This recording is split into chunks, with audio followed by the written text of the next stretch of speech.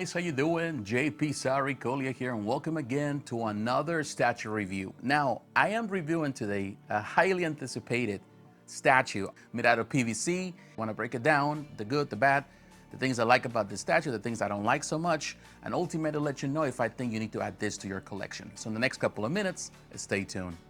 It is a very small package. It's a small box, which is good for storage. It is a window box. This is a traditional PVC box for the most part. And here you can see inside, of course, the statue still unassembled. There's some parts that we need to put together. It also comes with a comic book. Too bad that it doesn't come with the Amazing Spider-Man 301, which is actually the inspiration for this statue, which is a shame. I don't know why they didn't do that, but they give you a 302. I'm not sure why. But here on the side, of course, it has an image also of that comic book. And here in the back, this is actually the inspiration for the statue. This art has always been amazing to me. This is probably one of the most famous covers by Todd McFarlane. At the bottom is just the lettering, all the legal stuff. All right, guys, now out of the package, and I gotta tell you this, it was a little bit of a struggle trying to get it out. Not because the piece comes in so many different parts, it's just the way everything is protected inside the clamshell that is inside the box, of course. And there's a lot of little twisty ties. I will tell you, out of the box, it's pretty impressive. Of course, I can see here clearly as day the interpretation and the inspiration on McFarlane on the cover of 301. It's a very impressive depiction. This is the comic book that comes inside in a little baggie. Here is the issue 302. Cool. This is not an original, this is just a copy. But also I noticed that in the back of the cover, on the back cover, you can see now 301, which is kind of cool. They added this one. This is the inspiration, as you can see, of that art. Very nice. And here also, I saw in the interior, which is just, again, the comic book 301, also they have some of these covers for X-Men #1, Iron Man 126, the Invincible Iron Man, the New Mutants 98, and also this other Spider-Man. This is from the solo run from Todd McFarlane #6. And this is, of course, all these covers are the inspiration of the 110 figures, which is cool. That's another thing. I haven't really decided to get to that line yet, but I'm still thinking, still evaluating if I want to get the 110. But also includes this card, which is, I think, in my opinion, the best thing I prefer over the comic book. This is 301. Very nice card that comes inside. You can take it out of the baggie. Of course, here it shows the inspiration, this hypnosis, and all that stuff. Now, there's a there was a version that was originally sold with the signature of Doug McFarlane. I didn't get the chance to grab that one. By the time I get there, it was sold out. The background is something that perhaps some people will find interesting. It is just cardboard. And to be honest with you, it's my least favorite thing of the whole thing. It's my least favorite thing. I wish it was perhaps a little bit of plastic, a little more laminated plastic or something like that, that is more permanent, because being cardboard, of course, it will damage soon. I'm removing it now. Here, it's just cardboard. As you can see, there's nothing at the bottom, just the design of the comic books, actually the ones that they're using for reference. And here you can see, it's just white. And here it's just like a serial number in the background. That's about it. There's nothing else, in my opinion, so I can get rid of it. Yeah, some people will love to have it like that. I'm okay with that if you like it. But this is exactly what you want. As a statue collector, this is what you want to have. And it's clean like this. And it's just good. Now, when you look at everything, at the statue, I thought it would be a lighter than it is. It has a little bit of heft and weight, which is good. I like that when PVC statues have a little heft. I don't like it when they're too light because they feel so fragile. You know, that's good. The Spider-Man itself has a lot of weight. However, some of the structure here, the way you put it together, I'm not necessarily a fan. Of course, you get this big metal rod here. You don't really see it when you're looking at this, when you have it displayed like that. But on the side, which I'm not sure that many people are gonna display like that, but it's just kind of, it's there. And of course, you know, when you get the cardboard in the back, the backdrop, then of course you can hide it. One thing I wasn't crazy about, and I'm still not crazy about, is the way this is connected, all the, you know, the spider web here at the bottom. Now, when this comes out, I would think, or I was thinking that it would come out in two separate pieces. Of course, the statue and the frame of the base, perhaps just the frame and then the base, and you gotta assemble all things together. Actually, no, everything is attached. You just have to reattach certain parts. For example, here, this was already attached. This little thing was already attached to the floor, so that was fine. This one needed to be attached to this, a hole in this pipe, and it doesn't go all the way in. So you insert it there, maybe you apply a little bit of heat, you'll be able to attach that little part.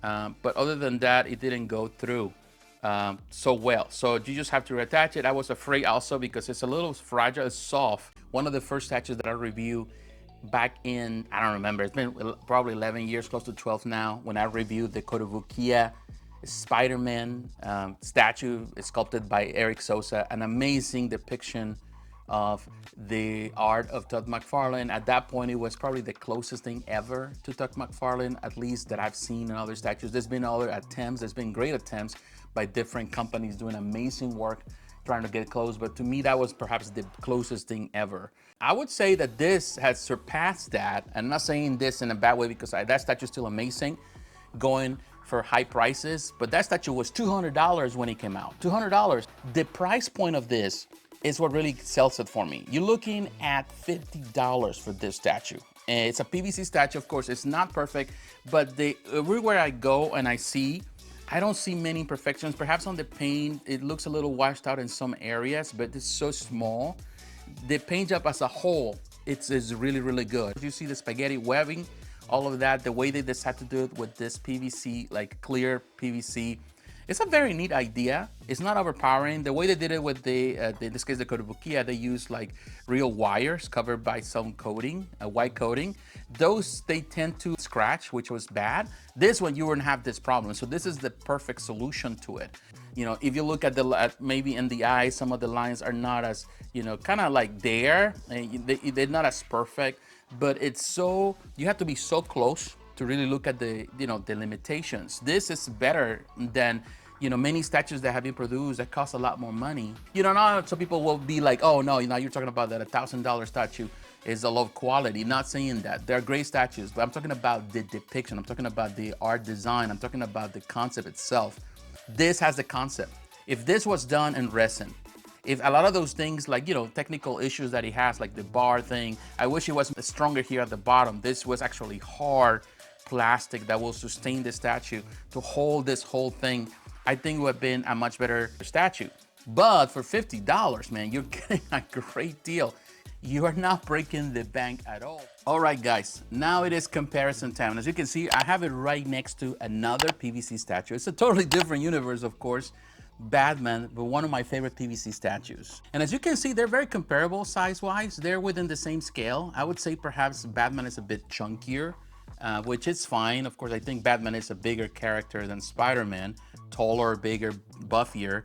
The PVC on the Kotobukiya piece feels more premium, feels more quality. It's a heavier piece. You can feel it. On the McFarlane toys, it feels a bit, you know, lighter, even though it has a little bit of heft, which is good. Everything is a little cheaper. The next one in the line, we have this also Kotobukiya piece, but this is a resin statue. This is the Wolverine, sculpted by Eric Sosa. The only difference here, of course, is the height, and that is because, first and foremost, the base on Spider-Man is slimmer. It's not as tall as the one on Wolverine. Wolverine is stocky fella. He is short, but he is definitely buffier and more muscular. The only thing I would say, if I want to pair them together for some reason or another, I will definitely have a riser for Spider-Man. Now, the next one in the line is the Gentle Giant Spider-Man mini bust. This is a great mini bust from Gentle Giant. That gives you an idea, of course, being the true scale for its Spider-Man mini bust. It feels larger, it's bigger than the statue. And of course, if I want to choose one of these two, which both are amazing, I love both, but if I have to choose one to represent, to say this is the clear example of McFarlane's art, then definitely this new statue is the winner. All right, guys, now coming to the end of the video, what can I say? This is a fantastic depiction of the amazing Spider-Man by Todd McFarlane. For $50, you cannot go wrong with this. This could even be sold for $100 if, you know, McFarlane wanted it. If Todd wanted it, you know, he could have just simply labeled this at $99, $100, like many other PVC statues out there in the market. And I'm sure that he would have buyers. People would be buying it. But for him to get into the marble line, that's a dream come true for a lot of people. And I feel that this is just the beginning of a great relationship that he already had. But going back to, in many ways, to his roots and being able to produce statues and figures. The statue itself, there's a lot of good things. The paint job is I wouldn't say it's perfect, but it's really, really good. For a PVC statue, it looks great. What they did with the webbing, in my opinion, with this clear plastic looks really nice too. Also, I love the way he did the webbing under his armpits. I like that. I like it that it's clear too. That is a nice touch. Many companies, they simply don't even add that accessory on Spider-Man. But that to me is classic Spider-Man. So that is really good. The title on the base, some people may not like titles on the base because I already know it's a Spider-Man, but I like it. It's just a neat touch because at the end of the day, this statue was created for the comic book fan. You can see that the style that was used here, even on the fingers, when you look at the fingers, they're so Todd McFarlane. I don't know who sculpted this, but whoever sculpted this did a fantastic job in recreating the art. And many artists have attempted to do this over the years, and many have failed, or they haven't really got close to it. Only a few have done it. And I would say that whoever did this, and unfortunately, no name is given, who was the sculptor here, a 3D sculptor more than likely, but whoever did a fantastic job. At the end of the day, this fits the bill for everybody. And that's one thing I'm always going to admire about Todd, that for all the years that I've collected things, I have bought things, of course, he has made a lot of money, but his main concern has always been for him to produce a product, to create a product that everyone can afford, that everyone can achieve. And yeah, some people will criticize his methods and the way he makes money, but I think those are issues that he has to deal with in some way, more of the business side rather than the art side. But he's always been concerned about creating a product that at the end of the day is affordable and is good for everyone. Even the most expensive statues that he produces also are within the range of reason, in my opinion. Some people may disagree, but as a statue collector for many, many years, I'm telling you, when you compare some of the prices that he's asking for certain things in comparison to other companies, then you realize that Todd is not as bad as some people claim that he is. He's just a businessman. He is just an artist that loves to promote his art and his work. And at the end of the day, he's successful. And to be successful, you have to make money. And to make money, you have to sell a product at a reasonable price. And he does that too. So my friends, what do you think about this statue? Are you a fan? You're not a fan? Let me know in the comments below. Yes, there are a lot of things here that you have to concern yourself, of course. Some of the things could be perhaps there, again, imperfections here and there, maybe some oozing that happens with PVC statues after some time. Those are things that are valid concerns. But yeah, hey, for the price, it looks great on display. I recommend it. My friends, God bless you. Take care. I will talk to you again. Bye-bye.